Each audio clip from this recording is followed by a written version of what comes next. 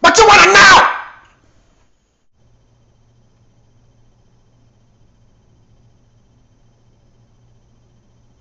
What's going on, people? Myke C-Town here with another episode of What Do You Want to Know, where you ask me shit, and if I feel like it, I answer that shit. Shit, man. Real quick, just to reiterate how you can submit your questions, you can put them on my YouTube discussion board. You can put them into my Tumblr, or now I realize how unbelievably simple this is. You can send me a message on Twitter at Myke C-Town and just use the hashtag WDYWK. Yeah. What do you want to know? So I have some pretty interesting questions today, so I'm gonna go ahead and jump right into them shits. Alright. First question. Mike Jarminta said, "Hey Mike, was wondering how you feel about Insane Clown Posse. They're pretty pathetic awful, as everyone knows except Juggalos. But their first few albums were actually pretty good in my opinion. Not super lyrical, but still good examples, I think, of very good boom bap horrorcore albums. I especially like the first half of Ringmaster. Was wondering if you've heard these early albums and felt the same, or if you think their entire catalog is trash. Big fan of DHH." Dude, I remember when Insane Clown Posse first showed up on the scene. I was still in high school. They've been introduced to me because I was into punk, I was into metal, I was into some hip hop, and this kid told me that he thought I would love ICP. Needless to say, I don't speak to him anymore. I heard the music and it was a bit humorous to me, but it wasn't good. Like, then when I saw that they were dressed like clowns, I was done. You know, I didn't learn what a juggalo was until way later on when I ran across the song What is a Juggalo? What is a juggalo? A fucking lunatic. Someone with a rope tied to his dick. Then he jumped out a 10-story window. Oh. After getting this question, I did go back and give as much as I could take of their first few albums a solid listen. And, sir, just as you were wrong using apostrophe R-E instead of T-H-E-I-R, you were wrong about these albums. I don't get a boom bap or a horrorcore feeling from them. I just get a bunch of brainless, silly nonsense. Of course, I'm kidding about you being wrong. Not about the grammar thing, but about your opinion of those albums. But I will give it to ICP that they're marketing masterminds, man. The fact that they've been able to build a worldwide cult off of this absolutely horrible music is pretty impressive. Whoop whoop! The only positive thing I can say about Juggalos is their whole mentality of brotherhood. You know, I like how they see every single member as family. It's just weird that they've, like, connected around this joke band. And I don't care what you say, they are a joke band. You know, there's no way in fucking hell these two guys are serious. And if you think they are, you're a fool. I can take a little Conway Twitty when I'm sucking on some redneck titty. So yeah, the answer to your question, I think they're awful. I don't want to say they're trash. Other people love them. I do not. I don't understand them, never will. If you like them, good for you. Whoop whoop juggalo whoop whoop. Next question. Sock Drawer Addict said, "Hi Mike. I want to ask you for some advice. I recently came upon the crossroad of realizing that meat comes from animals, like you said in your last video. I've been a vegetarian for almost 8 months now. Although I feel great about that, I find it hard to incorporate it into my diet since I'm only a teenager and my family aren't vegetarian. Do you have any advice on being able to eat healthy and cheaply, but also to deal with the unwanted banter and remarks people make when I say I'm a vegetarian?" Wow, man. So yeah, I've been vegetarian, vegan since 1994. So I'll tell you, I've seen and heard it all, man. From getting called faggot to sissy to, you know, oh, you're not healthy because you're not getting enough protein from not eating meat. Listen, all you have to know is all that is complete and total bullshit. Alright? There's been plenty of research done to dispute any of this bullshit that you're going to hear about vegetarian diets being unhealthy. The proof? The millions of people doing it. Sure, you have some people who don't do it properly, you know, eating garbage or not incorporating a balanced diet, and they end up sick or lacking in certain nutrients, but guess what? That can happen if you eat meat as well. You know, the key is research. You know, when I first went vegetarian all those years ago, there was little to nothing out there for us, man. Vegetarian diets weren't popularized by celebrities. There was no Madonna, there was no Woody Harrelson, there was no Alicia Silverstone to say, hey guys, vegetarianism is cool. You know, it was just a bunch of weirdos going against the norm. But now, any restaurant you go to, you're going to have at least one vegetarian option. Now, when it comes to, like, eating healthy but still, you know, being cheap, vegetables are way cheaper than meat. You know, I can go to a local farmer's market and I can get a whole week's worth of food for around $10. You can't beat that. The money aspect comes in when you want to, like, incorporate all the fake meats and all that. That stuff's really expensive, and it's not especially good for you anyway. All the processed shit that's in that stuff. But once you buy a handful of, like, the typical spices that you'll need for just about anything, and you learn how to properly season things, dude, you're home free.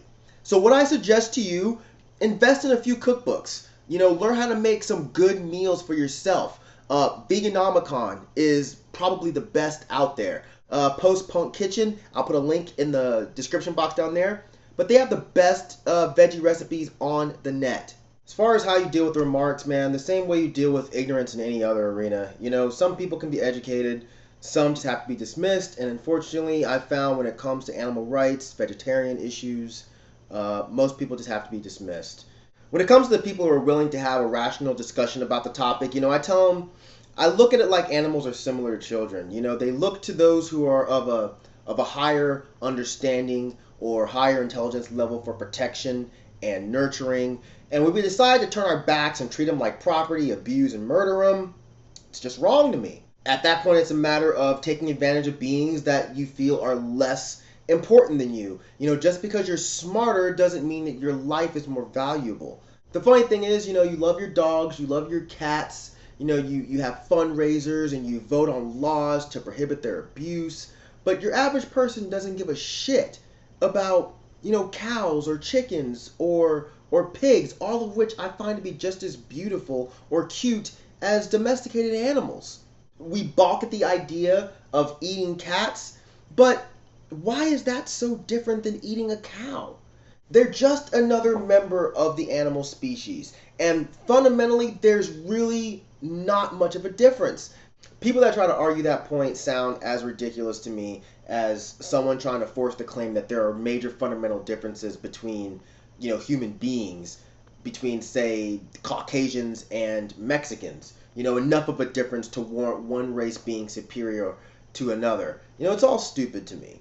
You know, but all that said, I don't go around preaching about being vegan. You know, I don't go out of my way to make comments about the food people eat unless I'm asked. You know, I won't make a huge deal out of someone eating meat in front of me or drinking a milkshake around me, because I don't feel that that's a way to get to anybody. And plus, I don't feel it's my place or my business. You know, as I said before, you have to come to the realization of what you're eating is much more involved than just food.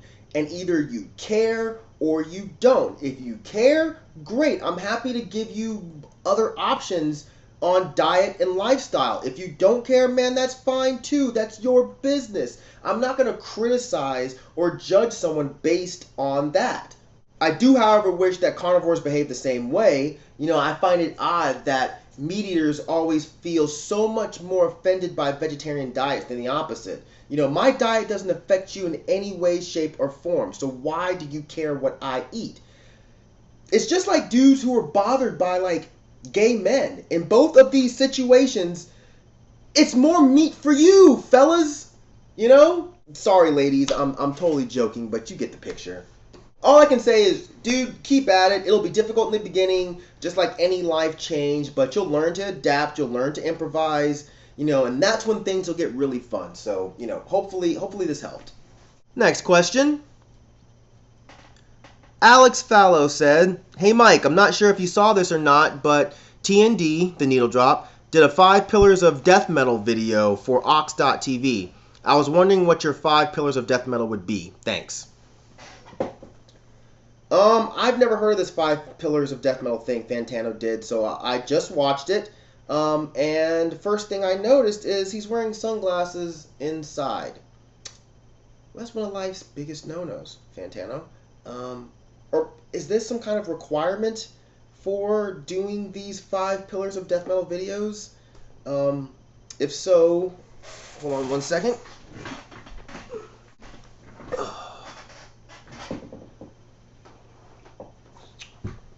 Yeah, buddy. So 5 albums I'd suggest to someone as good starters to the genre. I'll go from 5 to 1 in order. 5 would be Cannibal Corpse, Tomb of the Mutilated. I feel like this album set the tone for the death metal scene. You know, Cannibal Corpse was a pioneering band who pretty much crafted that brutal death metal sound, along with the aesthetics of the whole thing. You know, the talk of murder, the gross gore covers. You know, plus Hammer Smash Face is one of my favorite death metal songs.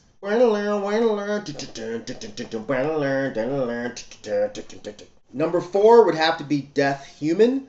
I could go human or spiritual healing here, but I'm going to go with human because the song structures were really complex here, which I think is what set Death apart from the other bands of the genre at that time. So I would definitely suggest that album. Number 3 would have to be Slaughter of the Soul, you know, because it's the absolute pinnacle of melodic death metal. You know, the riffs, the playing, the gallop drums, the vocals, like, it's all just awesome. Yeah, I'd recommend this basically for those who may be interested in death metal, but they may not want everything to be so brutal. Number 2 would definitely have to be Carcass Heartwork. It was a little tough to pick between this and Necroticism, but ultimately I had to go with Heartwork. Necroticism was groundbreaking as far as like death metal and grind, but for me, Heartwork was a totally different kind of album. Like, no one was playing like this. The riffs, the vocals, the technicality in the drumming, all of it, the way they put together songs. I feel like death metal, like melodic death metal, would not be where it is without this album. And number 1 would have to be Morbid Angel's Covenant, you know, which is my all-time favorite death metal album, all time. To me, it's just perfect. From the riffs to the vocals to the production to the overall atmosphere, you know, it's just awesome, man. Trey Azagthoth is not human. The way he plays, the way the songs are made, Pete Sandoval's drumming, so fast and perfectly on point. Dave Vincent, the absolute perfect death metal voice. Like, there's not a single skippable track on this album. I think the record really changed the game in the way of how a death metal record is supposed to be written. You know, it's not just a mess of riffs, it's actually songs, you know? Especially how the album ends with God of Emptiness. Bow to me faithfully, bow to me splendidly. Who else in death metal wrote songs like that? I can't think of anybody. So there you go. 5 pillars of death metal by your boy, Myke motherfucking C-Town. And the last question. Slough Music asked, "Hey Myke, I noticed you're wearing a Charles Bukowski shirt in one of your Dead End Hip Hop videos. Do you have a favorite Bukowski book or poem? Also, what other writers do you like?" Yeah, man, I'm totally obsessed with Charles Bukowski. Given my views on the world, especially when it comes to women, a lot of people are really confused as to why I love Charles Bukowski so much. Thing is, man, I think Charles Bukowski is realistic, you know? Like, look, I don't take it as he has a poor opinion of all women, but I think he has a poor opinion of the women he's dealt with, and that could be a reflection of him just as much as the women. I love and respect women on a whole, but if I sat down to write a book about all the women I've dealt with in my life, it would sound like I hated women too, because I, for the most part, wouldn't have many nice things to say about any of them, and that's just reality. This here is my favorite book of his, Betting on the Muse, which is a collection of poems and short stories. It's also the first thing I ever got by him, and it also has probably one of my favorite pieces by him, which is called The Secret. And I'm going to read that for you right quick, like him. "Don't worry. Nobody has the beautiful lady, not really, and nobody has the strange and hidden power. Nobody is exceptional or wonderful or magic, they only seem to be. It's all a trick, an in, a con. Don't buy it, don't believe it. The world is packed with billions of people whose lives and deaths are useless, and when one of them jumps up and the light of history shines upon them, forget it. It's not what it seems, it's just another act to fool the fools again. There are no strong men, there are no beautiful women. At least you can die knowing this, and you will have the only possible victory. My man Chuck. A couple other authors that I really like. V.C. Andrews, Dan Brown, Dean Koontz, Stephanie Meyer, Michael Crichton, newer Stephen King. Sorry, I'm totally joking. Sorry if I offended you and you actually like any of those terrible authors. So for real, some of my other favorite writers would be J.M. Cusier, Cormac McCarthy, of course, J.T. Leroy. You know, people make fun of me a lot for enjoying J.T. Leroy because of all the controversy that happened with her, but her books were absolutely incredible. You know what I'm saying? Hate the artist, not the art. Thomas Ligotti, I really enjoy his stuff. John Fonte, who I feel like you can't like Bukowski without liking John Fonte.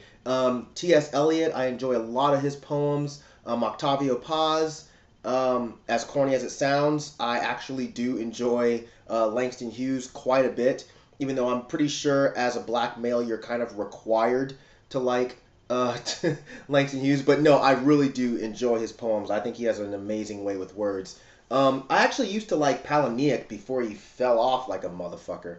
But actually, one of my favorite novels is actually this one right here. This is Wahida Clark, Thugs and the Women Who Love Them. This book is tight. Like, let me tell you something right now. If you a thug or you a woman that loves thugs, you got to read this book, bro, because it's all about you. It's all about you and me and the world of being a thug and the women who love them. If you love your thug, read about it. You know what I'm saying? Don't be about it. Read about it. But I don't really know any new authors. I don't really keep up. I'm constantly just like rediscovering old ones or rereading old books. So I'm totally out the loop. I'm not hip. So that's it for this edition of What Do You Want to Know? As usual, thank you for living. Thank you for loving. Thank you for being you. And I'll see you motherfuckers next time. Peace, bitches.